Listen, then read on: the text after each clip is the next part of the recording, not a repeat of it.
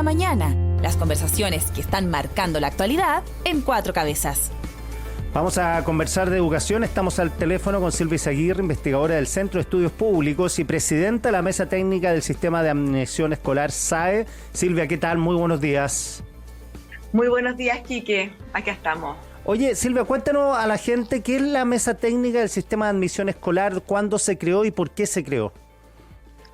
La Mesa Técnica se creó en diciembre del año pasado y se creó a partir de la ley de presupuesto, donde se ponía una indicación de que se suspendía el componente aleatorio del sistema de admisión y el Ministerio de Educación se comprometía a configurar una mesa técnica para que evacuara un informe con recomendaciones para mejorar el sistema de admisión escolar. Esta mesa técnica se conforma en diciembre del año pasado, trabajamos durante enero y marzo intensamente y ayer entregamos el informe al ministro con las recomendaciones. Ya, partamos por el origen. ¿Cómo el sistema de admisión escolar? Digo, estamos pensando en los colegios que tienen admisión, porque hay otros colegios que igual seleccionan, como los colegios particulares, ¿no? Claro, los colegios particulares pagados tienen su propio proceso de selección, pero todos los colegios que reciben financiamiento del Estado, particulares subvencionados o municipales o de servicios locales, centralizan su sistema de postulación y asignación a través del sistema de admisión escolar, que es el SAE, el conocido SAE. ¿Y cómo funciona ese sistema hoy? Hoy día, ¿cómo funciona? Hoy día tú postulas a través de una plataforma a los colegios que tú quieres, ¿verdad? Y luego la plataforma te asigna al colegio en donde tienes vacantes y donde quedaste. O sea, a ver, primero asigna a todos los alumnos en aquellos colegios donde hay más vacantes que postulantes. Ahí deja a todos los alumnos asignados. Y luego, en los establecimientos donde hay muchas personas postulando y no suficientes vacantes, prioriza a los hermanos en primer lugar, luego un 15% de prioritarios, en tercer lugar al hijo de funcionario que trabaja en el establecimiento escolar, en cuarto lugar a un exalumno, alguien que se haya ido al colegio y después está volviendo al colegio, y luego, si todavía quedan vacantes, aplica un sistema aleatorio de azar, ¿verdad? Yeah. Y así se asignan los niños al establecimiento. Para que te hagas una idea, el 53% de los postulantes queda en su primera preferencia, sobre el 70% queda en alguna de sus preferencias, ya en la primera ronda. Y en prekinder, que es cuando parte el sistema, el 80% queda en su primera preferencia y el 96% queda en alguna de sus preferencias. Ya. ¿Qué pasa? El sistema Sí, dime. No, que te digo que el sistema optimiza muy bien las preferencias de la familia para prekinder, pero cuando tú te quieres cambiar en cuarto básico, quinto básico y donde ya están todos los cupos llenos, claro, ahí es muy frustrante porque muchos niños no quedan asignados a los colegios que se quieren cambiar. Claro, porque yo me acuerdo que el sistema del Instituto Nacional antes era que en séptimo entraba una camada de niños que venían de distintos colegios, pero el promedio de notas era un elemento clave para decidir si él quedaba o no. Entonces, llegaba a lo mejor. Ese fue el sistema que en algún momento de nuestra historia fue repudiado por selectivo y discriminatorio, ¿no? Sí, completamente. Ya. Entonces, ¿qué proponen? Porque en el sistema actual, las notas, si a un cabro le va mejor que al otro, eso no queda en el proceso como un elemento clave para decidir si queda o no queda en el colegio, ¿no? Claro, una de las críticas que se le ha hecho al sistema de admisión es que es ciego al rendimiento de los estudiantes, es decir, alumnos con excelente desempeño que se han sacado la cresta estudiando, siendo buenos estudiantes. El sistema no valora eso y tienen la misma posibilidad de quedar en el establecimiento que un alumno que nunca estudió, que nunca fue al colegio, etcétera. Y en los liceos de alta exigencia se permitía una selección de un 30%, y lo que hemos observado es que un 30% es demasiado bajo, ¿verdad? Como para que el colegio haga todo el esfuerzo de seleccionar a esos estudiantes y ser de alto desempeño. ¿Qué proponemos nosotros? Nosotros estamos proponiendo que el sistema reconozca el esfuerzo de los estudiantes y el rendimiento académico, y lo hacemos de dos maneras. Por una parte, fortalecer los liceos de alta exigencia. Para ellos van a poder seleccionar hasta el 80% de sus vacantes, van a poder seleccionarlas por mérito académico, académico. La mayoría de la comisión propuso que se seleccionara por ranking de notas de los estudiantes, es decir, los niños que están en el mejor porcentaje de mejor rendimiento en su colegio de origen, queden seleccionados, ¿verdad? Y después hay una segunda medida que ya no tiene que ver con los liceos de alto rendimiento académico, sino con los liceos comunes y corrientes, ¿verdad?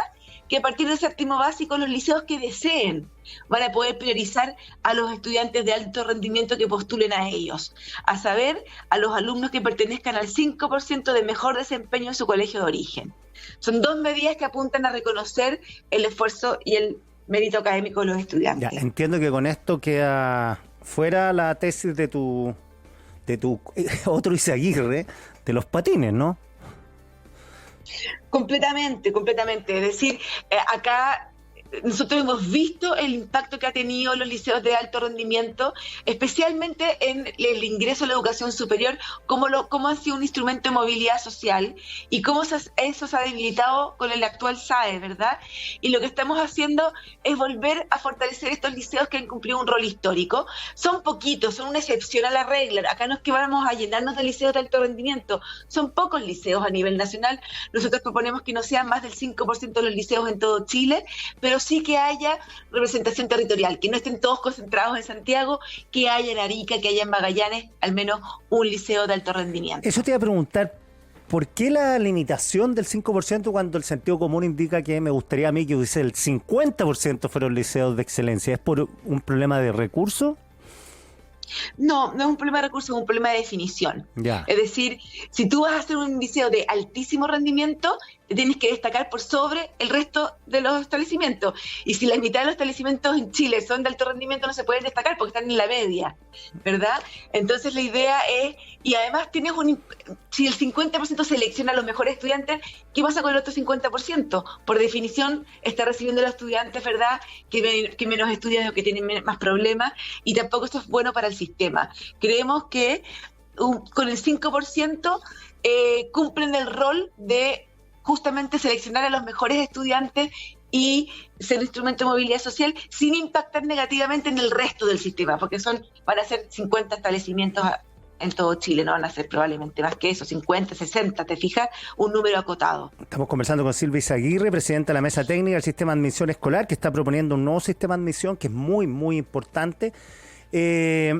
Silvia, durante un tiempo, y corrígeme tú que eres la experta, pero se dio una discusión que te lo voy a presentar bien a rajatabla, nivelar hacia arriba o nivelar hacia abajo. Ahí está un poquito el fundamento de los famosos patines, porque hay que sacarle los patines a los que van muy rápido para que los otros que van más lento haya una cierta ecuación ahí, una ecualización.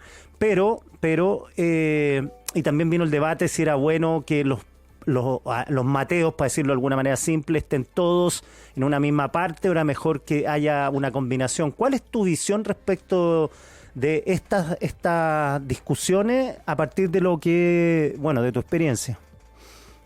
Mira, yo creo que hay mucha ideología. Cuando se aprobó esto y cuando se decidió terminar con los liceos de excelencia y de alto rendimiento, había una creencia muy fuerte en lo del efecto par. Es decir, que la inclusión y que la diversidad promovía mejores habilidades blandas y mejor desempeño de los alumnos que suelen tener peor desempeño.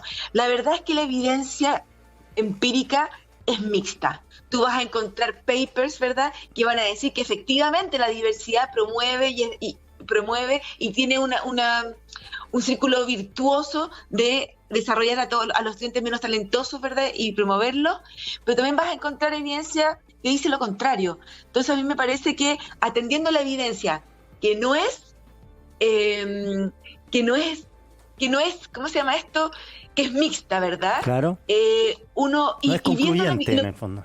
No es concluyente, exactamente, no es concluyente la evidencia. Y por otra parte, tenemos la evidencia que ha pasado en Chile. Y lo que uno observa, ¿verdad?, y esto uno lo puede ver con los datos, es que efectivamente una vez que los liceos de alto rendimiento dejaron de seleccionar, lo que uno observa es que menos estudiantes de esos liceos entraron a las universidades y a las carreras más selectivas del país. Pero no solo eso, si tú agarras a los estudiantes del sector municipal, Antes del SAE y después del SAE, menos estudiantes del sector municipal están entrando a las carreras y universidades más selectivas. Y es más, tú dices, bueno, pero es que esos estudiantes del Instituto Nacional, del Barros Arana, se fueron a los particulares subvencionados. Bueno, agarremos los particulares subvencionados. Y resulta que tampoco aumentaron los estudiantes que están entrando a estas carreras. ¿Sabes quiénes aumentaron, Quique? Los alumnos que están yendo a las carreras más selectivas del país, los particulares pagados. Claro. Entonces sí se perdió, lo que nos dicen los datos es que sí se ha perdido movilidad social y es importante recuperarla. Y tenemos la evidencia antigua, ¿verdad?, de que estos establecimientos sí agregaban valor y sí lograban que alumnos de bajos recursos pudieran ingresar a las carreras más selectivas. Chile es un país tremendamente desigual y por lo tanto qué importante es tener una élite más heterogénea, más diversa, y eso hemos ido perdiendo en el tiempo y la recomendación apunta exactamente hacia eso, ¿verdad?, a tener estos pocos liceos de altísimo rendimiento que permitan, ¿verdad?, darle una posibilidad a alumnos extremadamente talentosos de bajos recursos para que puedan acceder a las universidades y a las carreras más selectivas del país. Oye, la mesa que se armó es variopinta en términos ideológicos, son expertos, pero representan distintas sensibilidades, ¿no es cierto? Porque la premisa que están llegando ustedes es una premisa que se descartó durante mucho tiempo, sobre todo durante todo el periodo después de las marchas estudiantiles, donde se reformuló la educación gratuita, de calidad, el sistema de selección, bueno, todo ese momento. Entonces uno dice, chuta, la vuelta larga para llegar a lo que había antes, ¿no? Sí, una vuelta bien larga. Fíjate que yo no sé si había tanta convicción cuando se aprobó lo que atañe a los liceos de alto rendimiento. Yo me acuerdo de haber conversado con senadores en su minuto y que me dijeron, Silvia, no te preocupes, estamos votando todos apurados, pero esto lo vamos a arreglar en el camino, esto se va a solucionar. Nadie quiere terminar con los liceos de alto rendimiento, nadie quiere terminar con el Instituto Nacional. Esa era la convicción que había en ese minuto, pero todos sabemos cómo es la política y la verdad es que se aprobó y nunca se enmendó. Y ahora 10 años después lo estamos haciendo. Me parece que es bueno darse cuenta cuando uno comete errores y poder enmendarlos en el camino. Y te preguntaba si la mesa es pluralista, ideológicamente diversa. Súper, ya, que te valida. Súper diversas. Son 12 miembros sumamente diversos que representan todo el espectro político. Fue complejo ponernos de acuerdo, pero eso también es lo lindo de este informe, que efectivamente hay muchos acuerdos y hay muchos acuerdos que son unánimes.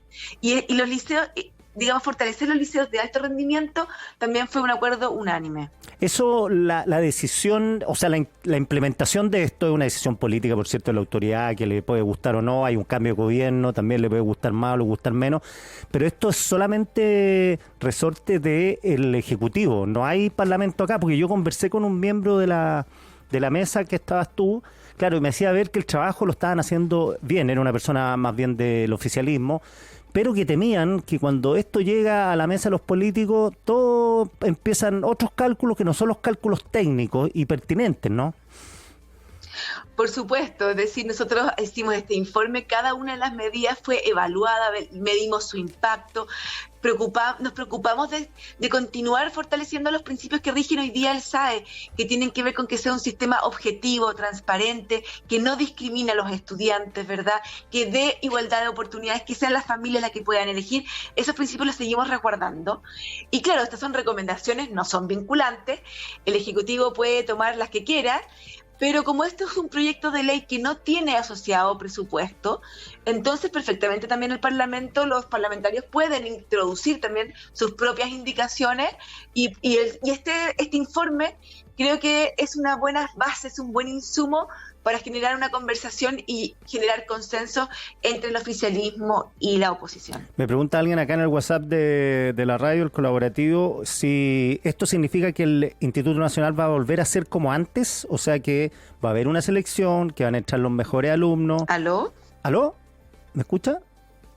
¿Aló? Te perdí, Quique, sí, te perdí, ahora sí. Ahora sí, ya no. Es que me preguntan acá en el WhatsApp de los auditores, esto significa que el Instituto Nacional va a volver al mismo sistema de admisión, y me lo pregunta no como una crítica, sino que más bien con cierta esperanza, ¿no?